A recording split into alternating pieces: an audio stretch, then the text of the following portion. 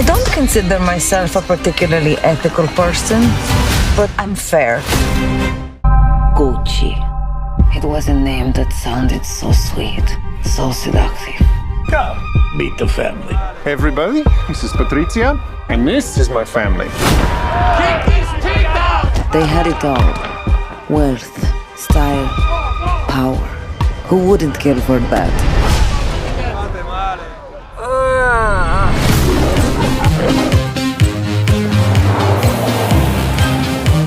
Maurizio, my nephew.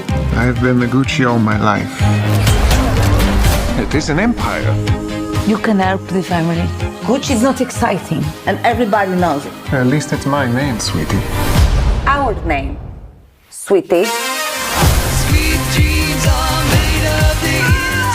Who am I to disagree? I travel the world and the seven seas. Gucci needs no blood.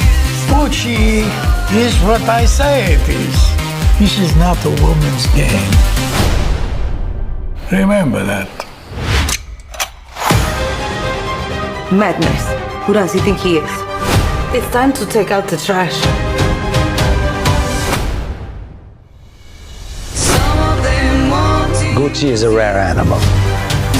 It must be protected use by Protected from who? some of them from whoever threatens it. you. What game are you playing? Some of them want But we're a family. You traitor. Gucci is my name too. Who does what? Oh, Don't miss.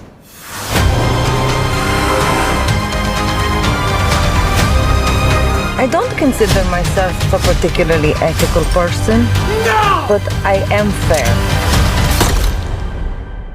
I subscribe to unconventional punishments. sweet dreams are made of these.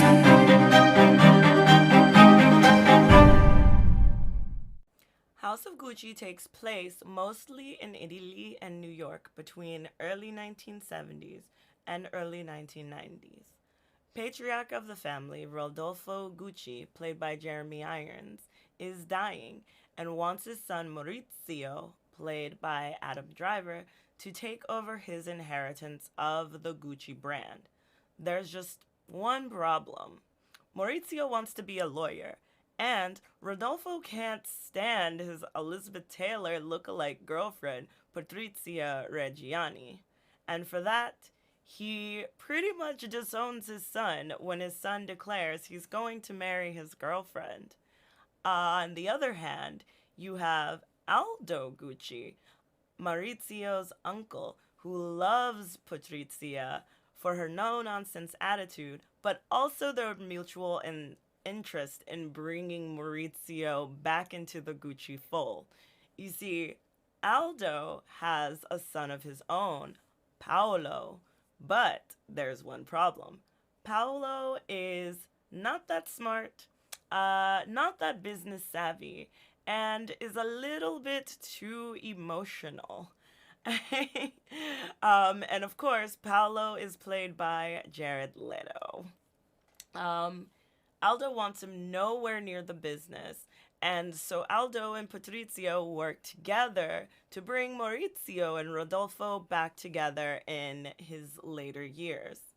When Rodolfo dies, Maurizio agrees to take over the family business, and from there, it's a Game of Thrones-esque fight for control between Aldo, Paolo, Maurizio, and Patrizia. Of course, we know that it can only end in tragedy, but there's a lot of hijinks along the way. And for the most part, I enjoyed all of it, but there were some parts that left me going, huh, that's very interesting. And we're gonna get into those right now.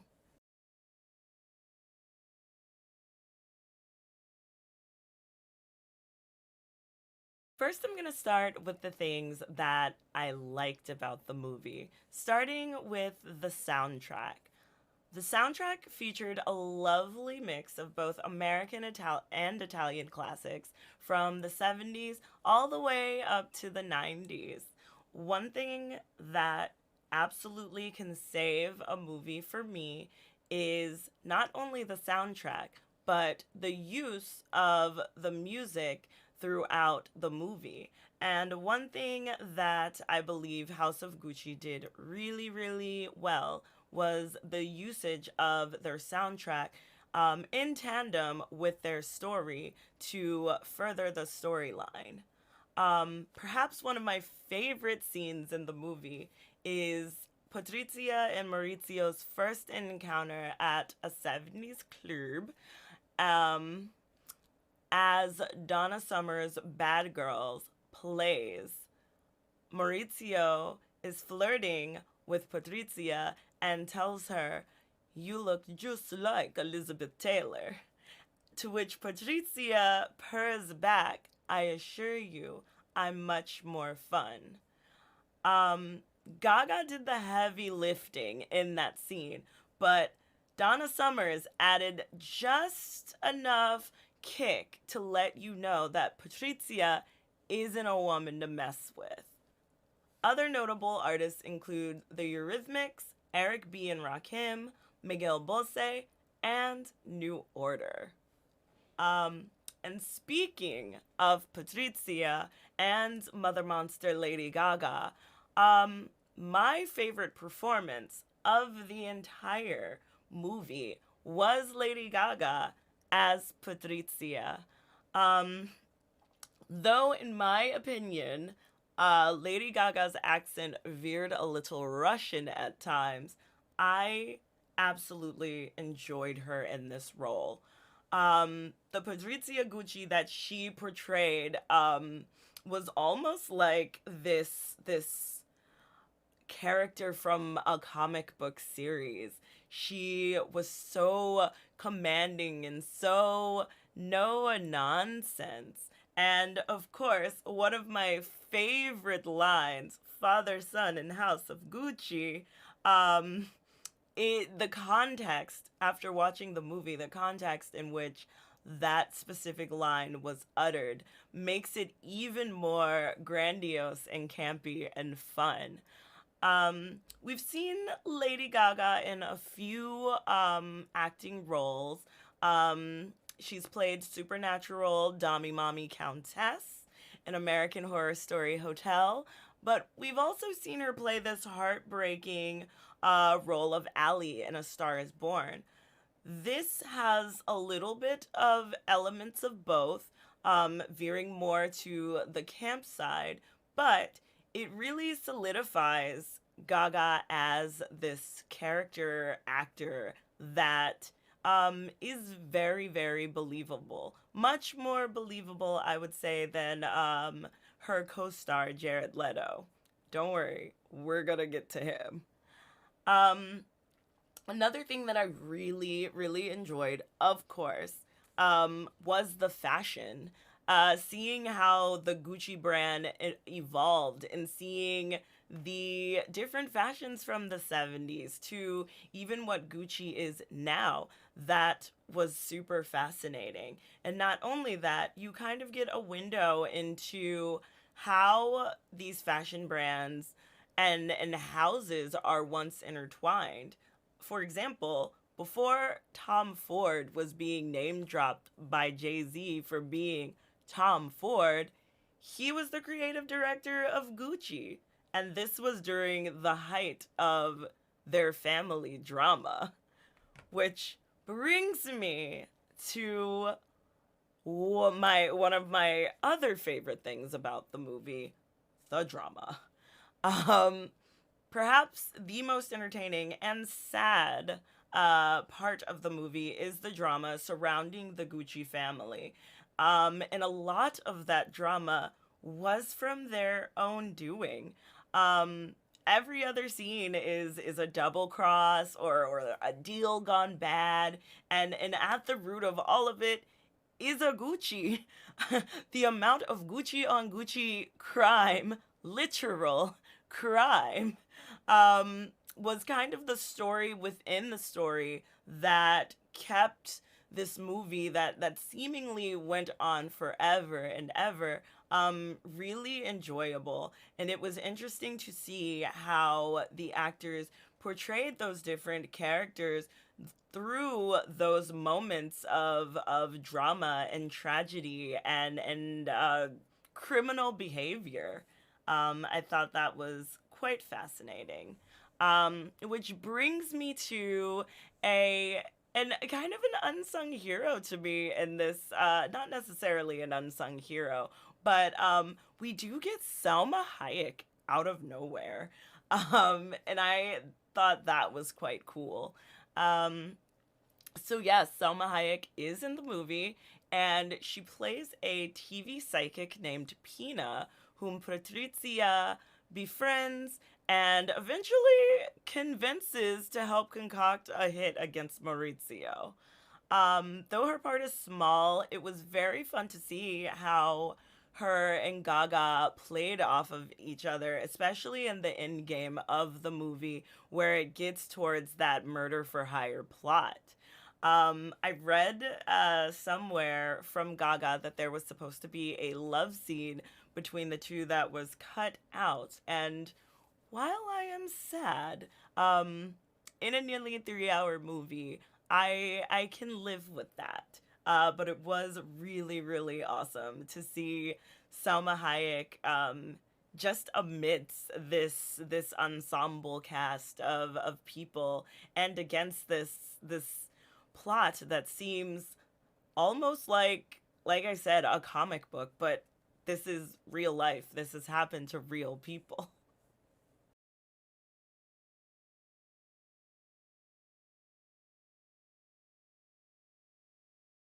Now let's get into some of the things that I didn't like about House of Gucci, starting with those accents. Now, y'all know I was going to touch on those accents, and I'm going to preface this by saying that I am not a linguistics, I am not an expert on accents, but even I could tell that some people were not even trying.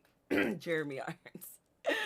Um, Jared Leto, once again, we're going to get to him, but Jared Leto's accent reminded me kind of straight away that, oh, yes, he is a character actor and he is playing a character. And I feel with a lot of them, it was just very inconsistent. It felt very much like they were playing caricatures of characters. There were very, very good moments and very believable moments where I was like, okay, yeah, this is great. But for the most part, it kind of seemed like caricature. And I will say that it was, that aside, it was incredibly fun to watch. Which brings me to Jared Leto as Paolo Gucci. So I don't know if y'all know, but Jared Leto is a method actor, and he wants us all to know that. Um, and after, reading articles about his off screen antics and on set antics, and watching many of his on screen efforts, I kind of knew in some part what I was getting into with him as Paolo Gucci. Um, as I said, what he portrayed was almost a caricature of a person, something almost cartoonish, to be honest. And in addition, I was not sold on the idea of yet another actor donning prosthetics, a fat suit to transform themselves. I find that insensitive and outdated, and it's not impressive. Um, that being said, some of the more campier moments and comedic, kind of darkly comedic moments in the movie were attributed to him and this character. And it actually inspired me to do additional reading on Paolo Gucci. And I feel he's a very interesting character, and that was very much overshadowed with Leto's attempt to humanize him through humor. I don't really know what he was going for, but I feel like some of that Joker performance crept out with the Paolo Gucci. And at times, he kind of sounded like Super Mario. So Jared Leto was not a strong point in this for me. I also felt as if the movie had very, very strange pacing. I felt like it was all over the place. I know that they were trying to tell the story within a story of the rise and fall of the Gucci family, but also the tragedy of Maurizio Gucci's murder and Patrizia's connection to that. But I felt that there was a lot to parse through to get to that, and not all of it was good. I felt like there were scenes that were just unnecessary or just went on and on and on and on, and it kind of had this comedic campy nature to it that maybe was on purpose. I'm not sure, but in some places it definitely was not necessary and was a bit egregious. Which brings me to the last thing that I was not a fan of, and that was the length of this movie. Y'all, this movie is long. At a whopping 158 minutes, you're definitely gonna need a few bathroom breaks in between. Most of the movie is talking and discourse and characters standing and looking at each other intently. So after about the 2 hour mark, I found myself getting tired and wondering when it was going to end or when it was going to pick up. I actually saw a tweet that said, "When did Hollywood get allergic to making 90-minute films?" And I definitely felt that when watching House of Gucci. Like I said, there were plenty of musical interludes and kind of wonderful acting efforts from, I would say, Lady Gaga and Adam Driver. That kept it easy to watch, and that kept me on the course of finishing the movie. But ultimately, I felt that it could have been a little bit shorter.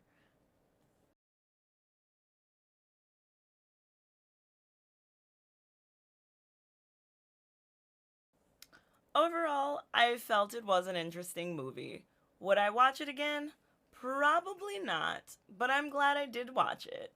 It had just enough for me to feel justified in watching an almost 3 hour movie about a very rich family that squandered their own fortune. But it was really, really good for like I said, the acting efforts, specifically from Adam Driver and Lady Gaga, and even Selma Hayek with what little role that she had. I would say watch it for Gaga's performance alone, but stay for the Gucci on Gucci crime. I'm giving it, overall, I give it 6 out of 10 Jared Leto's crying, but I'm a Gucci. So that is a 6 out of 10 for me. Thanks for watching, y'all. Once again, this has been your slime baby, Maki Roll. You can check me out on Twitter at Maki Roll OFC or Instagram at Maki Roll Official. I'm with NRW. Make sure to like and subscribe, and we will see you next time.